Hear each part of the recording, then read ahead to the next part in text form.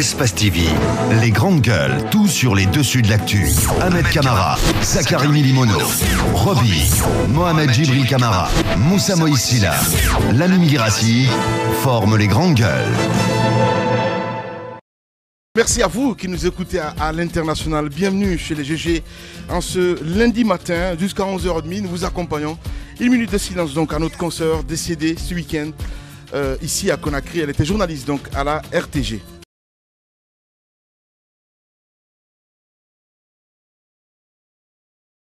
Bienvenue chez les GG encore une fois, mesdames et messieurs, en ce lundi matin. Oui, une émission spéciale avec évidemment la sortie donc en exclusivité sur Radio Espace de Ella Selou Dalein Diallo.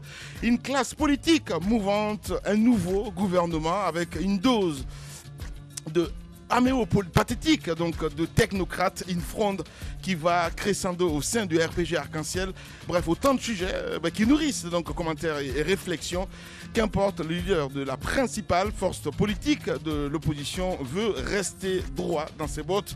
Pas question de donner donc un blanc-seing à l'actuel régime. Alors, comment entrevoit-il l'avenir ? Selou Dalein Diallo est notre invité ce matin. Encore une fois, merci de rejoindre l'équipe. Bonjour, Mohamed Marin. Bonjour à vous, mon cher Tamba. Bonjour, Lamine. Bonjour, mon cher Roby. Bonjour, Mohamed Djibril Camara. Bonjour, Lamine. Bonjour, Abaka Diallo. Bonjour à tous. Voilà, allez, on s'intéresse évidemment à l'actualité. D'abord, le décès de Kouta, une erreur médicale en cause. Abaka Oui, Diallo. bien sûr. Je pense que c'est l'info qui circule depuis que notre consoeur a rendu l'âme. C'était au milieu de la semaine qui s'achève. Dans une clinique de Bambeto. Alors, les services du colonel Moussa Tegoro se sont aussitôt saisis du dossier et à l'heure qu'il est, des médecins ont été mis à l'arrêt, ont été arrêtés et sont dans les locaux des services spéciaux donc chargés de la lutte contre la grande criminalité et le crime organisé. À l'heure qu'il est donc la clinique dans laquelle notre consoeur a subi cette intervention pour fibrome, cette clinique, il est établi que cette clinique n'avait pas d'agrément conforme à une clinique normale, parce que c'est l'agrément d'une ONG qui s'appelle CAMEP, Centre d'assistance médicale de proximité. Donc c'est comme ça que l'ONG s'appelle. Donc c'est à la base, c'est une ONG qui a un agrément d'ONG obtenu auprès du ministère de l'administration du territoire. Donc ce n'est pas un agrément venant du ministère de la Santé. Donc ça veut dire que la clinique dont il est question n'a pas de documents conformes aux prestations qu'elle donnait. Donc les services de colonel Moussa Tegoro sont en train de poursuivre les enquêtes. Tous les éléments seront réunis demain. L'enquête va être bouclée et on en saura davantage. Si tout va bien, colonel Moussa Tegoro lui-même va intervenir. Et en tout cas, à l'heure qu'il est, la piste de l'erreur médicale elle est attestée, ouais. Elle va être confirmée. Cela relance le débat sur les erreurs médicales en Guinée, parce que ce n'est pas la première. Et dans la même semaine, il nous a été rapporté qu'un doyen de faculté de l'université Gamal Abdel Nasser aussi a été victime d'erreurs médicales. Il en est mort, ça n'est suivi. Le doyen Koumandjan Magasuba ou Koumandjan Doumbouya. Donc, c'est des erreurs médicales comme ça qui se multiplient dans notre pays. Et je vous dis, je profite de l'occasion pour le dire parce que mon propre jeune frère en a été victime. Ousmane Diallo, qui souffre d'insuffisance rénale. Et il y a un médecin guinéen qui a été envoyé en Chine en formation pour pouvoir poser des fistules donc sur les bras des malades donc souffrant d'insuffisance rénale. Ce médecin, il est revenu ici dans le courant de l'année 2015 et je ne peux pas vous dire combien d'artères, combien de veines il a bousillé dans ce pays-là. Ouais. Donc finalement, on était obligé d'aller au Maroc, donc de reprendre tout cela. C'est assez lamentable ce qui se passe. Je parle aussi du cas d'un oncle que je connais qui a failli perdre l'usage de ses pieds. Parce qu'après avoir été administré, après qu'on lui ait administré une injection, donc un médecin qui lui a administré une injection et qui finalement à la suite de laquelle il perd l'usage de ses pieds. Ouais. Vous voyez combien de fois ces erreurs médicales peuvent faire des victimes. Donc si l'État n'y prend garde, elles vont continuer à faire des victimes Et c'est malheureux pour notre pays. Voilà, c'est malheureux pour notre pays. On va s'intéresser au RPG Arc-en-Ciel, fronde généralisée des militants, mon cher Djibril. Oui, mais il est clair qu'aujourd'hui, le c'est quand même président dingue, est ça. en train d'essouer pour la première fois de son histoire un vent de fronde et qui va crescendo. Rappelez-vous, la semaine dernière, on vous en parlait dans cette même émission. Le président avait donné rendez-vous aux secrétaires généraux frondeurs du parti pour une réunion à laquelle n'ont pas daigné assister les frondeurs. Le président a ensuite tenté à maintes reprises la négociation avec les frondeurs. Eh bien, les frondeurs sont restés droits dans leurs bottes. Samedi dernier, le dernier épisode en date, c'est que les frondeurs ont bloqué l'entrée du siège national du parti pour empêcher la tenue de toute assemblée générale. Ils reprochent au président de la République de vitrifier le parti en ne faisant pas la promotion des cadres du parti. Et il reproche également au président de la République le fait qu'il n'y ait pas dans le gouvernement énormément de cadres issus de la comédie, tout ça. Issus du parti. Donc, autant de reproches qu'ils ont fait au président et il demande au président de la République de recourir à la base avant de prendre toute décision. C'est quand même... c'est inédit quand même. Tout ça, c'est de la comédie, tout ça. C'est le président qui ouvre la brèche en allant illégalement d'ailleurs assister aux réunions, aux assemblées hebdomadaires du parti, ce qui normalement ne se doit pas. Quand il est président de la République, il est censé être au-dessus des partis politiques. Donc le président, un président qui demeure dans sa posture de président du RPG Arc-en-Ciel et forcément donne la possibilité à certains cadres du RPG de lui faire de telles revendications, parce qu'on ne peut pas comprendre qu'un président de la République, qu'on demande à un président de la République d'intégrer forcément des cadres du parti. C'est quand même des revendications assez surréalistes. Et sur Mosaïque Guinée, un article signé Sadikou qui raconte un petit peu comme quoi la crise au sein du RPG Arc-en-Ciel semble s'analyser. Mais ce qui est de spécial dans ce qu'il dit Mosaïque Guinée, c'est qu'il demande à ce que le gouvernement soit dissout. Que le président... On est piqué de colère, hein. Et c'est la faute au président de la République.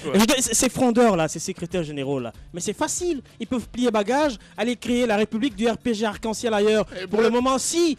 Mais attendez, le président de la République, c'est le président de tous les Guinéens. Le gouvernement n'est pas un gouvernement du RPG Arc-en-Ciel, il faut le dire. Alors s'ils ont des revendications... Attendez, il faut pas oublier la base quand même. Qu'est-ce que tu racontes? Attendez, c'est quand même eux qui ont fait de lui. Il ne faut pas oublier ça. Arrêtez, permettez-moi de dire ce que je vais dire. Même si c'est eux qui ont fait de lui ce qu'il est Alpha Condé, il est quand même le président de tous les Guinéens, il faut le souligner. Ils doivent l'aider dans sa tâche. Sa tâche, c'est quoi aujourd'hui? C'est réconcilier tous les Guinéens. Alors moi, ce qui se passe au siège du RPG Arc-en-Ciel me désole parce que c'est la faute du président. On va lui fermer la porte parce que d'habitude d'aller là-bas, il ne devait pas le faire en tant que président de la République. Les revendications, j'ai lu un peu les revendications. Quand on demande au président de la République de financer le RPG Arc-en-Ciel, mais c'est pas le président de la République de financer le RPG Arc-en-Ciel. Le RPG Arc-en-Ciel. Est-ce que ça, c'est le président du parti? Non, attendez, il est président de la République. À partir du moment où il a été élu, attendez. Mais non, mais je pose une question, mon grand. Mais il n'est plus candidat. Il a quitté la posture de candidat du RPG Arc-en-Ciel. Mais il est toujours de fait. Mais Djibril, permettez-moi, quel de fait. Vas-y, vas-y. Mais c'est lui qui a créé cette ambiance-là. C'est justement ce qu'on dit. C'est sa faute à lui. Parce qu'il va là-bas. Il va chaque samedi sortir en transe, danser les gens, etc. Il aime bien cet endroit-là. Alors il a qu'à gérer la propre crise que lui-même il a mis en place. Mais ce qu'il faut dire à ses secrétaires généraux, je vais dire que c'est pas normal. Eux, ils doivent s'occuper du parti et ils doivent désolidariser les décisions du président de la République aux décisions du parti. On va pas nommer tous les cadres du RPG Arc-en-Ciel dans le gouvernement. Il y a quand même d'autres Guinéens qui ont des compétences. C'est ça la vérité. Et quand on me demande de dire au président de la République de financer le RPG Arc-en-Ciel, ce n'est pas au président de financer le RPG Arc-en-Ciel. On doit lever des fonds. Je suis d'accord qu'on me dise que le président de la République doit participer à la formation des jeunes du RPG Arc-en-Ciel. Certainement, ça c'est bien parce qu'il faut quand même leur donner la possibilité d'être formés et de travailler. Mais de là à impliquer le président dans les décisions du RPG Arc-en-Ciel, je vais dire que c'est pas normal et ça. Les grandes gueules. Mais encore une fois, c'est sa faute à lui. Le PRAC, il gère la crise que lui-même il a mis en place. Voilà, Roby, mets un peu d'eau dans ton vin. vrai, mon C'est la petit. vérité ce que je dis. Ah ben, tu n'as pas le monopole de la vérité, qu'est-ce que tu racontes? Imaginez. Les grandes gueules. Il incarne l'autorité de l'État. Et qu'on lui ferme la porte d'un siège, moi je vais dire qu'on va lui fermer la porte de toutes les maisons alors. Merci, allez-y Tamba. Écoutez, je vais peut-être faire une On lui a tout de même pas fermé la porte. Si, ils ont barricadé la porte. Attendez, quand même que je place là, on lui a tout de même pas fermé. Il y a même une pancarte qui disait il y a cette militante Les grandes gueules. à qui il a rendu visite hier à Imbaya, c'est très important de le dire. On a vu ça. Cette dernière ne lui a pas fermé la porte. Merci beaucoup, allez-y Au Tamba. siège, on lui a fermé la porte. Allez-y, Tamba. C'est mon tour de parler, Roby. Ouais, allez-y. En fait, je veux commencer par faire une observation qui ne va peut-être pas plaire à certaines personnes. Ce n'est pas Alpha Condé en tant que tel qui est porté au pouvoir. C'est un parti qui cherche le pouvoir et pour le gérer. Ouais. C'est le parti qui cherche à exercer le pouvoir. À ce titre, n'importe qui, lorsque vous êtes porté à la tête d'un État, vous avez obligation de gérer le pouvoir avec ceux qui vous y ont porté. Désolé. D'accord. Non, Laisse-moi terminer, Désolé. Roby. Laisse-moi terminer, Roby. Vas-y Tamba. C'est comme ça que ça fonctionne. C'est la règle du parti politique. C'est une première observation. Mais de l'autre côté, justement, je vais en venir. La loi n'interdit pas au président de la République de faire la promotion des cadres et femmes d'un parti politique. La loi ne le lui interdit pas. Ce que la loi lui demande, c'est que lorsqu'il est devenu président de la République, et là-dessus nous sommes d'accord, lorsqu'il est devenu président de la République, il cesse automatiquement ses actions au sein du parti politique. Il arrête d'être membre. Justement, Vous êtes dans votre un propre président de la République, contradiction. c'est quelqu'un d'officiel. Il arrête d'être membre d'un parti politique. Roby, ou bien l'esprit, tu vas voir qu'il n'y a aucune contradiction à l'intérieur de ce que je suis en train de dire. Non. Qui il faut indexer par rapport à ce qui arrive aujourd'hui? Je vous ai dit que la Cour constitutionnelle a dit au président de la République, écoutez, faites attention aux sirènes de quoi, avec ces très jolis mots que nous avons tous salués. Ce jour-là, j'avais demandé à la Cour constitutionnelle d'être elle-même garante de ce qu'elle disait. Et ça commence là. En fait, c'est constitutionnel. Les grandes gueules. Arrête ces actions au sein du parti politique. Est-ce que vous avez vu la Cour constitutionnelle depuis combien de temps se lever pour dire au président de la République non, vous n'avez pas droit de continuer toutes ces actions au sein de votre parti politique? Rien n'a été fait jusque-là. C'est le lieu d'interpeller cette Cour constitutionnelle-là pour rendre constitutionnels les actes du président de la République, pour le ramener à cette constitutionnalité. Il faudrait que la Cour constitutionnelle exerce. Mais encore une fois, il faut que les Guinéens comprennent. Alpha Condé ne peut pas gérer la Guinée tout en jaune. Ça, c'est une vérité. Il faudrait que chacun soit membre de ce parti-là. Ça, c'est de la gouvernance. Ça, c'est une chose. La folie, c'est également que l'on dise au président de la République, dissolvez l'équipe gouvernementale que vous avez déjà mise en place. Ça, c'est une folie. Mais encore une fois, quel que soit ce qui motive les décisions du président de la République, il ne peut pas gérer l'État guinéen sans avoir avec lui ceux qui l'y ont porté. Ça, c'est une règle politique. Voilà, merci beaucoup Tamba. Allez-y Mohamed. Mais il les a déjà. Écoutez, moi j'ai comme l'impression aujourd'hui, en tout cas c'est ce que le président envoie au grand public, que finalement il s'est servi de cet appareil politique qu'est le RPG arc-en-ciel pour parvenir à ses fins. Vous savez, il savait. Il n'y a pas d'autre arme de toute façon. Attendez, c'est l'image qu'il envoie. Voilà. Si vous écoutez les grandes discours gueules des militants, Il a donné ils ont les couleurs. l'impression aujourd'hui que le président s'est servi d'eux. Parce qu'il savait que l'échéance de 2015 allait être vraiment importante. Donc, il a attendu que l'échéance là soit passée, justement, pour se débarrasser d'eux. C'est vraiment l'image qu'il envoie aujourd'hui. Parce que la dernière fois, je vous soulignais ici, dans ce même studio, que la plupart des personnes qui étaient arrivées nouvellement au gouvernement appartenaient essentiellement à 3 réseaux.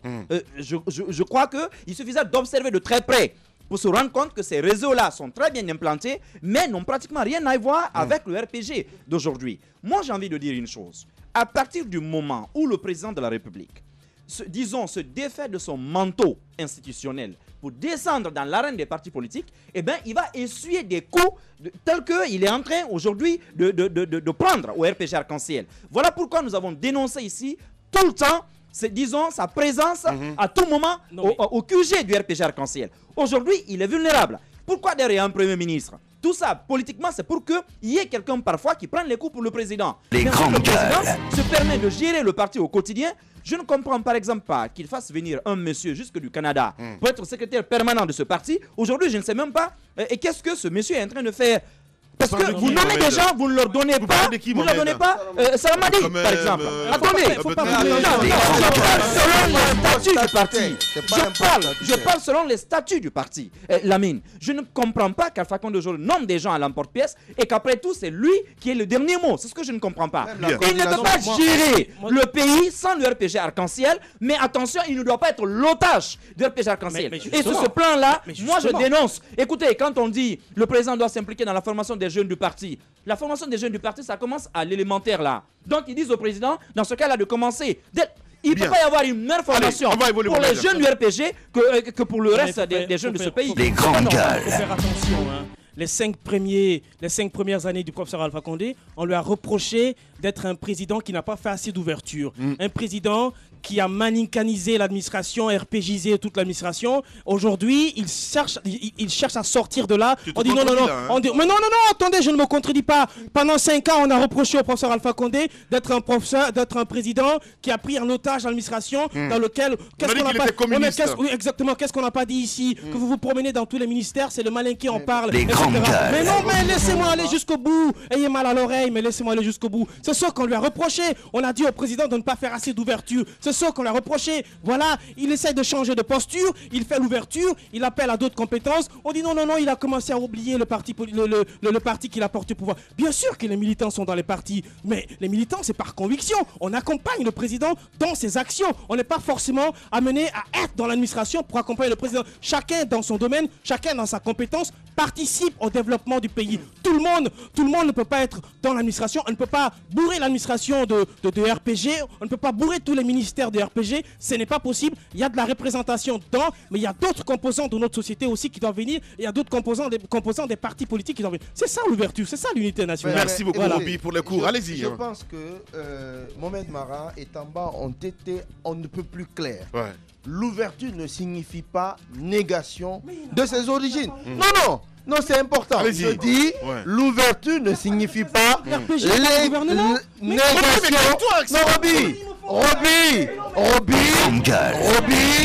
Roby, je ne suis pas d'accord avec toi, mais je suis cependant curieux de voir ce que tu vas dire. Ouais. C'est important. L'ouverture ne signifie pas négation de ses origines. C'est vrai que le président de la République, tout ce que vous venez de rappeler, a été taxé de manincaniser, d'RPGiser l'administration. Les grandes gueules. Aujourd'hui, il a changé de cap en ouvrant le gouvernement. C'est bien beau, mais il ne doit pas jeter aux oubliettes ceux qui ont fait de lui le professeur Alpha Condé. Parce qu'aujourd'hui, on a l'impression que les cadres du parti ressemblent un peu à des torchons qu'on jette après les avoir utilisés. Ça, c'est toi qui le dis. Allez-y, Abaka Diallo. Écoutez, moi, je pense que j'ai été l'un des tout premiers à pointer cette précocité, cet élan de précocité d'ingratitude d'Alpha Condé. Je l'ai dit dans cette émission et je pense qu'aujourd'hui, les RPGistes n'ont que leurs yeux pour pleurer. Et à commencer par l'âge junior d'ailleurs. Vous savez, vous vous rappelez quand j'ai dit ici que j'ai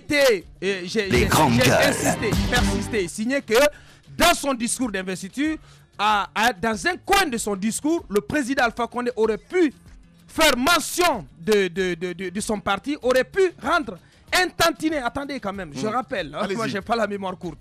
J'ai rappelé cela ici que le président aurait pu, dans un coin de son discours d'investiture, solennellement rendre hommage à l'appareil politique qui lui a permis de se hisser sous le pouvoir de la nation. Il l'a fait parlant de la presse. Tout le monde a salué cela.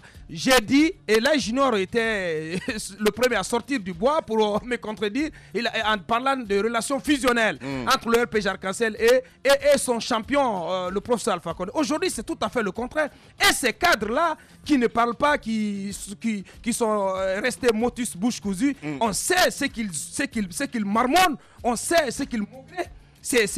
Ils font aussi l'amour parce qu'on entend de loin leur messe basse. On sait qu'ils sont d'accord avec ce qui se passe. Ils soutiennent, même s'ils ne le font pas ouvertement, mais parce que beaucoup de cadres parmi eux pensent qu'ils n'ont pas été récompensés à la juste mesure de leur implication personnelle dans la victoire du professeur Alpha Condé.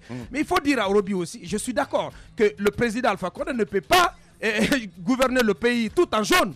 Mais ce qu'il faut reconnaître, leur PJ Arc-en-Ciel a bien des cadres. Et dans ce gouvernement, leur PJ Arc-en-Ciel pense qu'il n'est pas bien représenté.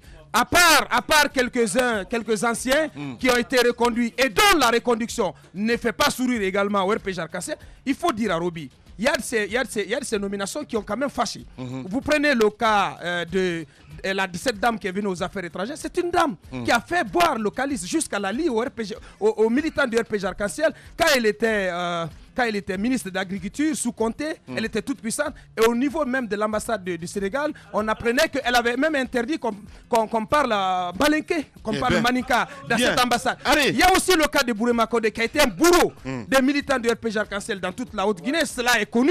Donc, il y a aussi certaines nominations comme celle de l'ex-épouse de Alpha Condé, celle de son frère au ministère de la Santé, des nominations comme ça qui ne font pas sourire. Il y a des cadres compétents au RPG Arc-en-Ciel.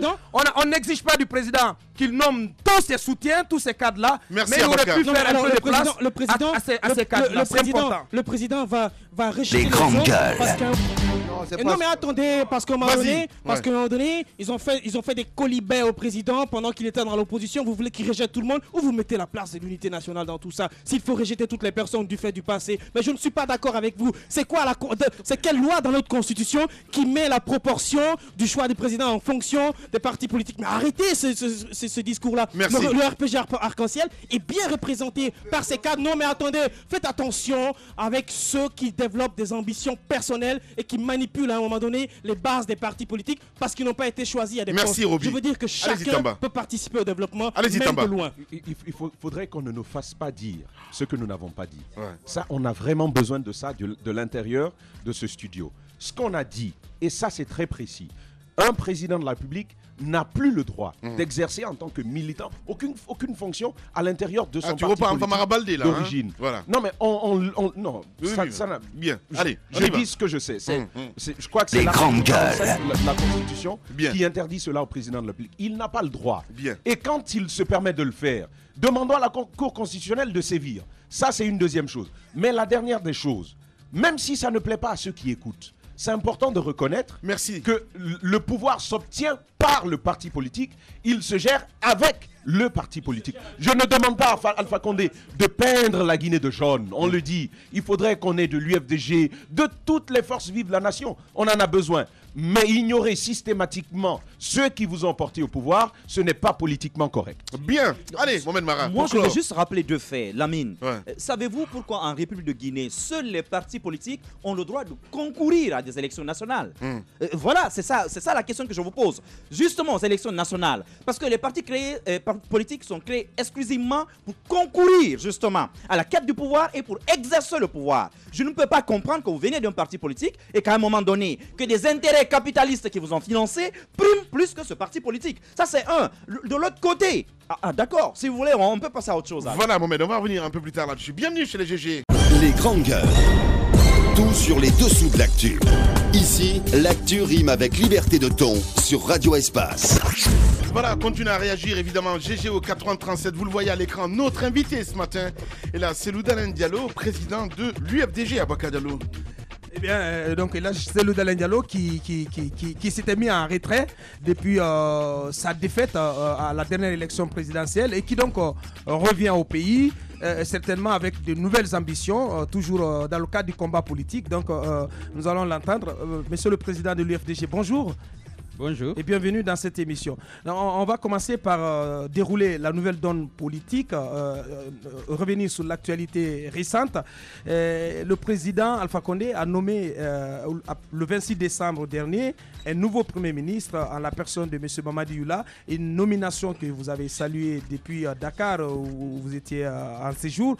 Alors, à date, en ce qui concerne donc les premiers pas de ce Premier ministre, qu'est-ce que vous pouvez en dire? Quels commentaires vous avez à faire à présent? Écoutez, je n'avais pas salué la nomination, j'ai juste reconnu que Mamadi Youla était un collaborateur à la Banque centrale. Lorsqu'il est venu, il a été recruté en 1989, j'étais directeur déjà à la Banque centrale, on a eu de bonnes relations. Je sais qu'il a des capacités en matière économique. Et donc, j'ai juste parlé de l'homme. Mais par l'acte du président, bon, comme je l'ai toujours dit, vous savez, mais je ne pense pas que M. Alpha Condé ait besoin d'un Premier ministre qui doit travailler. Je pense qu'il doit meubler ce poste qui est créé maintenant par la Constitution et continuer de gérer le pays comme il a l'habitude de faire.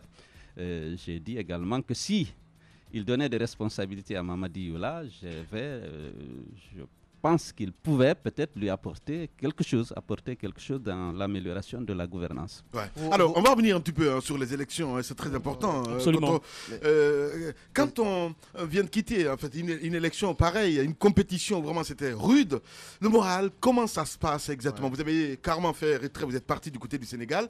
Dans la tête, qu'est-ce qui se passe exactement? Avec le recul. Non, j'étais d'abord déçu, naturellement, des résultats annoncés de cette élection présidentielle. Parce qu'on nous a dit beaucoup de choses, Hélas Seloudalin, après les élections, évidemment. On a vu que vous étiez avec les militants, entre autres. Cette fameuse vidéo qui a circulé un petit peu sur Internet, on a dit que vous avez beaucoup de pression. Dites-nous concrètement, qu'est-ce qui s'est passé? Avant, pour enchérir à la question de Lamine, avant, on vous entendait, vous nous disiez ne jamais être d'accord avec les résultats qui seraient proclamés si le professeur Alpha Condé venait à être réélu. Mais finalement, qu'est-ce qui a pesé dans la balance? Parce que votre réaction a été tout autre après. Oui, je n'ai pas dit que si M. Alpha Condé est élu, que je n'allais pas reconnaître les résultats. En allant à la compétition, j'étais disposé à reconnaître les résultats de cette élection. Mais sous réserve que cette élection ait été libre, transparente, équitable, ce qui n'a pas été le cas. Nous, on a constaté qu'il y a eu une mascarade électorale. Vous vous souviendrez qu'on s'est battu pour que les conditions d'un scrutin équitable et transparent soient réunies. On a eu l'accord du 20 août qui n'a pas été appliqué. Lors de la négociation, on a demandé que le fichier soit audité. On l'a refusé. On a dit non, on ne peut plus auditer. La date, c'est le 11 octobre. La date ne peut pas bouger. On a obtenu quand même l'engagement des partis à assainir ce fichier, à extirper du fichier, en particulier, toutes les personnes indûment enrôlées, notamment les mineurs. On avait, en ce qui concerne l'enrôlement des mineurs, on avait beaucoup de preuves, on avait documenté cette opération. On avait montré que partout en Haute-Guinée, on avait enrôlé massivement des mineurs. Et le résultat de cette révision de la liste était là. Le corps électoral en Haute-Guinée s'est accru de 44%, lorsque sur l'ensemble, le reste du territoire, c'est 17%. Entre 2010 et 2015, le corps électoral de la Haute-Guinée s'est accru de 80%, lorsque sur l'ensemble de la nation, cet accroissement n'a été que de 37%. Donc, en plus des faits qui ont été constatés, observés, documentés, il y avait quand même les résultats. On ne pouvait pas expliquer que le corps électoral augmente plus vite qu'au niveau de Conakry, par exemple, qui est la capitale, qui attire donc beaucoup les candidats à l'exode rural. Donc, nous avons mis en évidence l'existence de cette fraude avant les élections. On s'est engagé à sortir donc les enfants et rien n'a été fait. Après, on nous a dit qu'on ne peut pas identifier, déterminer l'âge d'un électeur à partir de la photo et qu'on n'avait pas le temps. La date, c'est le 11 octobre, etc. Mais malgré tout, vous êtes allé quand même à cette élection. On a suivi vos atermoiements, de vous personnellement et de l'ensemble de vos pairs de l'opposition. Ce n'est qu'à 48 heures du scrutin que vous avez appelé finalement vos militants à se rendre aux urnes. Non, attendez. Nous avons décidé d'aller en campagne. Vous savez, je suis rentré ici le 8 octobre. Alors que les élections étaient programmées pour le 11 octobre. Et en faisant la campagne, nous avions déjà accepté d'aller aux élections. Puisqu'on n'a pas pu obtenir au niveau de l'opposition, vous avez raison, de boycotter les élections si le fichier n'était pas assaini. Mais on s'est dit que compte tenu de l'impopularité à l'époque de M. Alpha Condé, si le scrutin se déroulait dans de bonnes conditions, malgré le handicap du fichier, moi, à l'UFDG, on était sûr de pouvoir gagner l'élection, peut-être même au deuxième tour.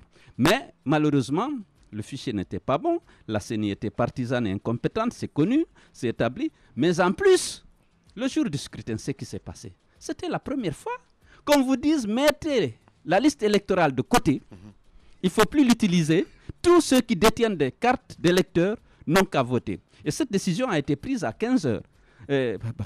En Haute-Guinée, puisqu'ils ont envoyé beaucoup de cartes d'électeurs, et vous avez vu les scores, 98% de participation. Les cartes d'électeurs qui étaient chez les chefs de quartier, c'est les présidents des districts qui n'avaient pas été enlevés. Alors tout le monde, on a donné ça à des enfants, allez voter, parce que maintenant, on ne vérifie pas que vous êtes sur la liste électorale, vous n'avez pas à émarger, vous devez voter systématiquement. Pourquoi vous pouvez avoir 98% de participation à Kerouani, où les bureaux de vote peuvent être éloignés des villages, alors qu'à Ratoma ici, vous ne pouvez avoir que 65% de participation. Ce n'est pas possible, c'est la fraude, parce qu'à Ratoma, on a fait les évaluations après. Il y a eu au moins 100 000 cartes d'électeurs qui n'ont pas été distribuées au niveau de Ratoma. En Moyenne-Guinée, c'est la même chose. Vous avez des taux de participation de 50 à 60%, 40%, simplement parce que les gens n'ont pas eu de cartes d'électeurs. Alors qu'en Haute-Guinée, tous les bulletins de vote qui sont partis ont été utilisés. Et donc, on a voté avec ou sans carte d'électeur. Nulle part au monde aujourd'hui, vous ne pouvez organiser une élection et avoir 98% de participation, sauf à Mandiana et à Kerouani et à Kankam. Monsieur Cellou Dalein Diallo, est-ce que vous ne trouvez pas que c'est contradictoire d'aller à une élection dont on n'est pas sûr qu'on va accepter les résultats? Non. Parce que vous avez pris acte de la décision de la Cour constitutionnelle sans pour autant dire clairement que vous acceptez les résultats. Écoutez, en allant aux élections, on doit accepter s'il y a élection. Mais s'il n'y a pas eu élection, une mascarade comme celle qu'on a connue, on doit accepter qu'il y a élection, mais on ne doit pas accepter pour autant les résultats issus de ces élections. Non, est-ce que ce n'est pas contradictoire? Non, on n'a pas accepté les résultats issus des élections. On a dit qu'on rejette ces résultats-là parce que ce n'est pas les résultats d'une élection. Qu'est-ce qui explique votre refus de porter ce recours devant la Cour constitutionnelle? Parce que nous avons vu tout le monde mobilisé, les juges, les préfets, les ministres, pour participer à cette fraude. Vous ne pouvez pas imaginer qu'une institution comme la Cour constitutionnelle, dont la composition a été faite dans les conditions que vous savez, pour revenir dénoncer tout ce qui est passé et rétablir peut-être l'opposition. C'est une question de confiance. Elle Cellou Dalein Diallo ne pas participer à la bataille judiciaire pour rentrer dans ses droits. Est-ce que ça n'a pas été une manière pour vous de cautionner les résultats de ces présidentielles, et notamment la réélection du PRAC? C'est quoi le PRAC? Le professeur Alpha Condé. Ah, d'accord. C'est le nouveau jeu de mots. Ah bon, j'étais longtemps absent, donc non. Je vous l'apprends. Non, ce qu'il faut dénoncer, c'est que les grandes gueules. On n'a pas eu droit à des élections. Ouais. Et il faut le déplorer pour le peuple de Guinée. La démocratie recule. Ce qui s'est passé ici, dans aucun pays africain, est-ce que vous pouvez imaginer qu'on dise auditons le fichier et que tout le monde dise non, on n'audite pas le fichier? Ouais. Allez-y, Tamba. Alors, Monsieur le Président, deux questions. Oui. La première, la faiblesse de l'opposition à cette élection présidentielle, est-ce qu'elle ne résulte pas du fait de l'impossibilité pour vous de vous être mis ensemble, la candidature unique? Est-ce qu'elle n'a pas affaibli l'opposition? C'est la première question. La deuxième question, c'est pour emboîter le pas à l'autre aspect de la question de Lamine Guirassy tout à l'heure. Vous avez dit dans un de vos discours en Hollande ou à Rotterdam, précisément, vous avez dit si les élections ne sont pas transparentes, il n'y aura ni stabilité ni paix en Guinée. Et on a suivi les premières vidéos d'après élection, vos vidéos notamment. Et finalement, qu'est-ce qui a joué dans la balance pour participer à l'apaisement de la Guinée? Parce que vos discours étaient bien contraires à votre attitude d'après. Bon, d'abord, il faut rétablir les choses. Le discours qui a été traduit et diffusé au niveau des chancelleries et dans la presse, ouais. Je rappelle que c'était un discours qui a été tenu le lundi. Lorsque je suis rentré le jeudi, le vendredi, on a déversé les loupards du RPG autour de ma concession, vous vous souvenez? Alors, lorsque les jeunes de l'Axe sont venus pour me défendre, parce que je n'avais pas de défense, lundi, ils se sont retrouvés là, je leur ai dit maintenant de rentrer, qu'il y a le calme. Et je leur dis de rester mobilisés et d'attendre. Un jeune dans le lot a dit il ne faut pas avoir peur, hein, président. J'ai dit non, je n'ai pas peur. Rien ne sert d'avoir peur. De toute façon, l'homme ne meurt que lorsque Dieu l'aura décidé.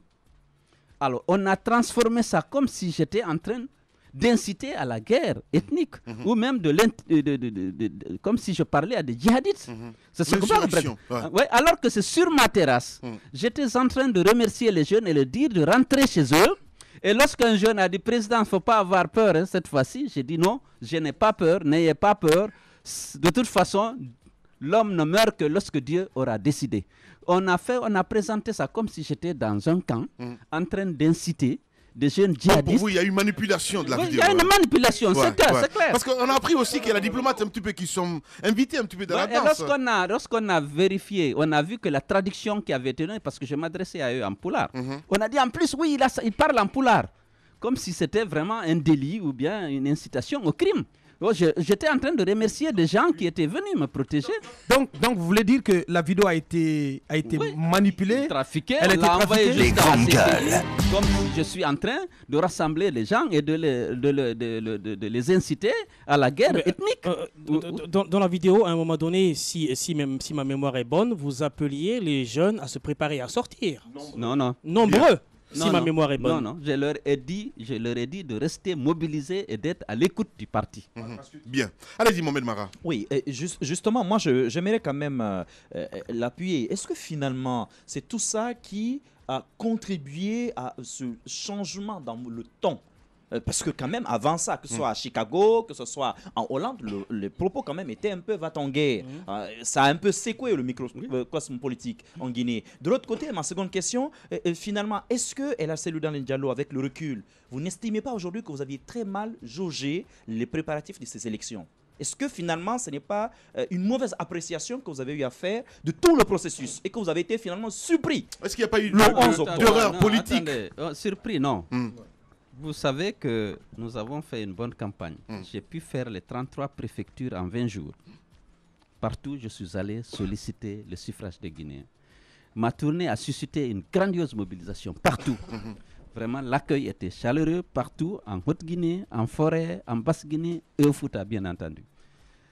Cette campagne a démontré, puisque mon retour aussi le 8 octobre, je suis passé devant votre truc, les gens se sont mobilisés. Et pour vraiment marquer leur confiance et leur soutien. Parce que si tu ne votes pas quelqu'un, tu ne sors pas pour l'applaudir. Il n'y a pas eu d'erreur politique, Koto Selou? Il n'y a pas? Il n'y a pas eu d'erreur politique? Non, je ne sais pas. Rien n'est parfait. Il n'y a aucune entreprise humaine qui est parfaite. Nous ne pouvions pas penser qu'il y aurait eu une mascarade comme celle qu'on a connue. Nous avions le handicap du fichier. Le handicap du soutien massif de tous les élus locaux. N'oubliez pas qu'on a refusé même de mettre les délégations spéciales en place avant les élections, malgré l'accord du 20 août. Et malgré tout ça, nous avons évalué la situation avant d'engager le parti dans les élections. On a estimé que si le scrutin se passait normalement, nous avions... Mis à part ces fichiers, parce que c'est important. Vous avez parlé tout à l'heure... Tamba. Des grandes gueules. C'est peut-être parce qu'on n'a pas fait la candidature unique. Je ne pense pas. Nous voulions d'abord des élections transparentes. Un grand parti a vocation de participer aux élections nationales. Ce qui a marché ici, dans la sous-région et dans le reste du monde, que ce soit au Sénégal, que ce soit en Côte d'Ivoire, on a eu l'occasion de le dire ici, c'est qu'un grand parti ne renonce pas à aller aux élections nationales. C'est que tous les partis pouvaient aller aux élections au premier tour et qu'on se mette d'accord pour soutenir celui qui serait qualifié pour le second tour. En Côte d'Ivoire, entre Alassane Ouattara et le président Bédié, c'est ce qui s'est passé et qui a expliqué la victoire. Dès lors que les partis considèrent que l'alternance est importante à leurs yeux et qu'il faut changer de régime, en ce moment, les partis politiques de l'opposition se mettent d'accord. Et au Sénégal, il n'y avait aucune proximité idéologique entre les compétiteurs, Macky Sall, Idrissa Seck, Bathily, ils se sont tous mis d'accord qu'au deuxième tour, quel que soit celui qui serait qualifié, on le soutient. C'est ce qui est arrivé. C'était le plan initial. Ici, non. Ici, ça n'a jamais été question, candidature unique. Non, vous n'avez jamais soulevé cette question? Au niveau des réunions de l'opposition, jamais. C'est dans les médias, moi, que j'ai entendu défendre les avantages d'une telle option. On n'a pas discuté au sein de l'opposition. Ni avec Sidia Touré, personnellement, entre vous? Personnellement, Sidia et moi, on en a parlé tardivement. Parce que la première fois qu'on en a parlé, c'était effectivement à Abidjan. Vous êtes bien informé. Donc, mais... le problème, ce n'est pas vraiment, je n'ai pas cru fondamentalement à l'efficacité, d'abord la faisabilité, puisque c'est difficile de dire à Selou de renoncer pour Sidia ou à Sidia de renoncer pour Selou. Ça, je le savais. Donc, lorsque vous avez un projet il faut commencer par mettre en évidence sa faisabilité. Est-ce que c'est faisable? On peut demander à un grand parti de ne pas participer à une élection. Ce n'est pas juste. Et ensuite, l'efficacité. Attendez, ensuite sur l'efficacité. Pour moi, si l'opposition était unie et était mobilisée pour l'alternance, chacun est candidat. Tout le monde n'a pas, tous les partis n'ont pas les mêmes moyens. Chacun fait la campagne contre Alpha Condé et son régime. Les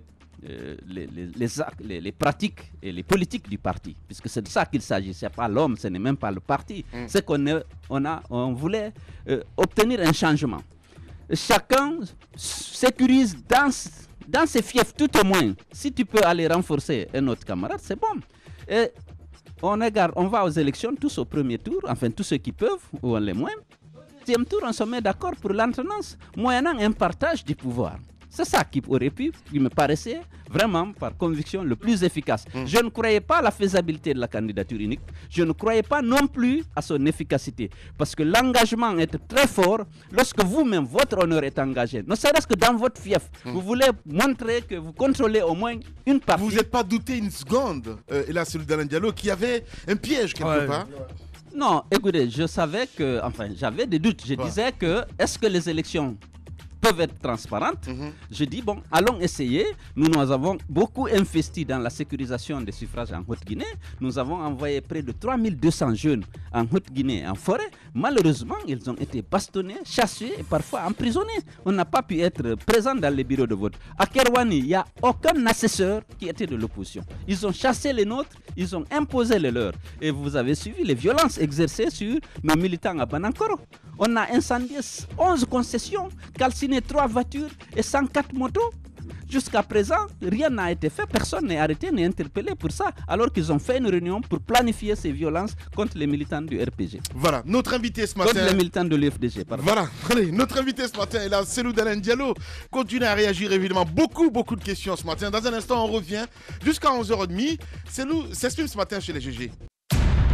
Politiciens véreux, fonctionnaires corrompus, promoteurs immobiliers voyous, justice passive. La Guinée devient-elle mafieuse? Les grandes gueules d'Adafo Média ne lavent pas plus blanc, mais vous permettent de défendre votre pays en vous informant. Avec les grandes gueules d'Adafo Média, dénoncez les turpitudes, nous garantissons le secret des sources. Envoyez vos documents à espacefmguinée.info, rubrique Contact. Les grandes gueules d'Adafo Média ou le socle de la liberté d'expression en Guinée.